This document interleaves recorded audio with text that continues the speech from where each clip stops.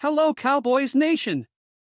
Here's another round of news for you before you leave your like and subscribe to the channel so you don't miss any news about your team. If not now, when will it be Dak Prescott and a Cowboys Super Bowl? Coach Mike McCarthy chose the Latin phrase "sees all" as the Cowboys' motto for 2023. It's surrounded by a collage of images in the main corridor outside the dressing room. In the top left corner is a huddle full of Cowboys and the Vince Lombardi trophy hovering over the group. In the middle are pictures of the Cowboys' 5 Super Bowl winning teams. A blank space is left in the middle for the 2023 Cowboys. Thanks to Mike for making that the theme of this season, and it's been something we've pointed out at different parts of the year, and now it's bigger than ever, said quarterback Dak Prescott. These Cowboys have to capitalize on it all as they begin their postseason journey against the Green Bay Packers in Sunday's wild card round, for 25 p.m. Eastern Time, Fox. If not now, when? This is the best chance in years to recapture the magic of the Super Bowl, in part because there's no Aaron Rodgers, Tom Brady or Drew Brees to come through. But when you consider the Cowboys' salary cap, impending free agent decisions, the draft, the front office and the coach's future, this is a full postseason for Dallas. That doesn't mean the Cowboys will crumble in 2024 and beyond, but windows of opportunity only last a certain amount of time. That's why you play, said cornerback Stephon Gilmore, who was back in the postseason for the first time since 2019 after winning a Super Bowl with the New England Patriots in 2018. It's do or die now. The Cowboys are back in the playoffs for the third consecutive season. They haven't done it since the 1990s, dynasty teams that won 3 of the franchise's 5 Super Bowl victories with Hall of Fame talents like Troy Aikman, Charles Haley, Michael Irvin and Emmitt Smith. But what are the Cowboys of 2023? On the defensive side, DeMarcus Lawrence, guard Zach Martin and tackle Tyron Smith, they have a core of veteran players who have been through 5 playoff heartbreaks. Prescott has been around for 4 years. They traded for 2 players with Super Bowl experience, receiver Brandon Cooks and Gilmore, in the hope of overcoming the huge obstacle that seems to be the divisional round of the playoffs. They have players with 4 or fewer years of experience who are among the best in the NFL at their positions, receiver CeeDee Lamb, linebacker Micah Parsons and guard Tyler Smith. But while this squad may be ready to compete for the Super Bowl this season, maintaining this level of talent in the long term won't be simple.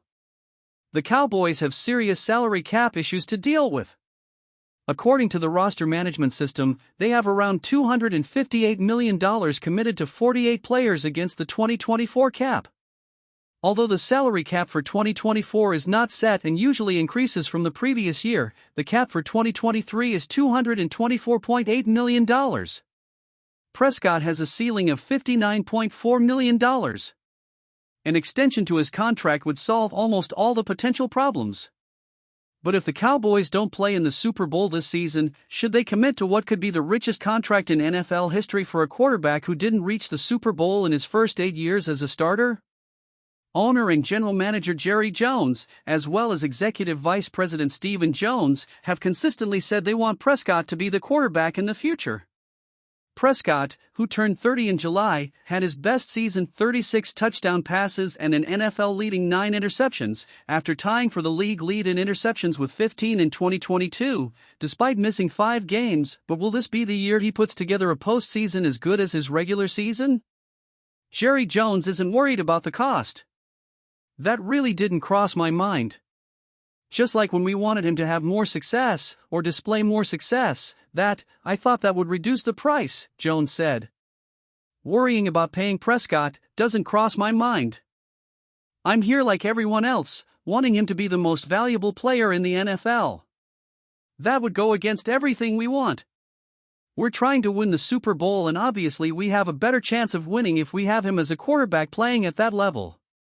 In addition to Prescott, the Cowboys would like to sign Lamb and Parsons to contract extensions that would make them the highest paid, or at least close to it, at their positions.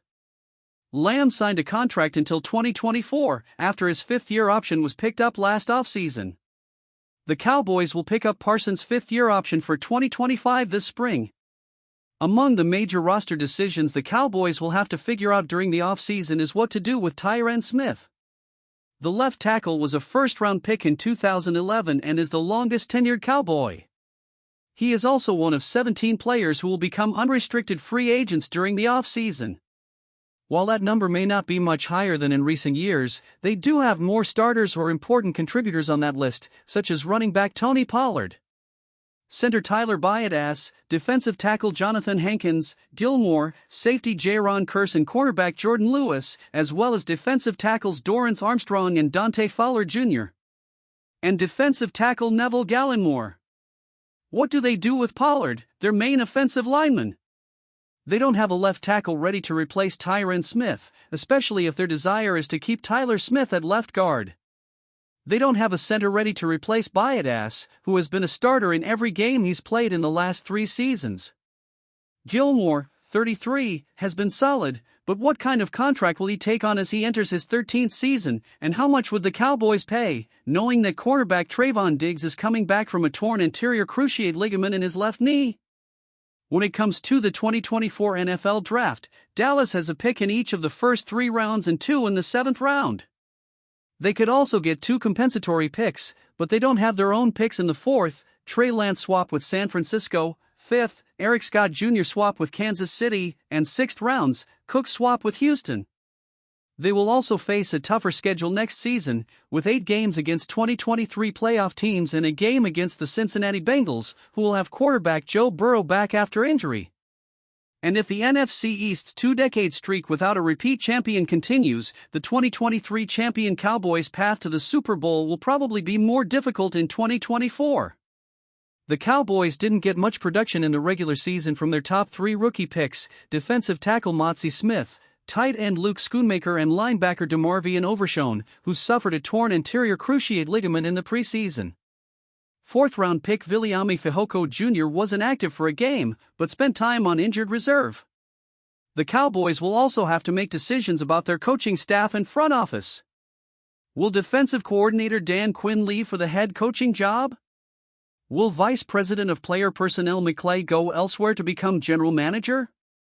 The Carolina Panthers have requested an interview with Quinn, who has been in jobs for the past 2 years. Jerry Jones adjusted Quinn's contract, according to sources, but Quinn wants to be a head coach again. If the right opportunity presents itself, Jones may have a hard time convincing Quinn to stay. And that leads to the question of McCarthy's future, should the Cowboys not put it all together in the next 4 weeks. Would Jones walk away from McCarthy if the Cowboys faltered on Sunday against the Packers or failed to reach a conference championship game? McCarthy has produced 3 consecutive 12-win seasons, 3 consecutive playoff appearances, and Prescott just had his best season. What he's done, the fact that we've put ourselves in this position the last 3 years, I think speaks for itself, said Jerry Jones after the regular season-ending win at Washington. Don't forget to leave your like and subscribe to the channel so you don't miss any news about your team. Thank you.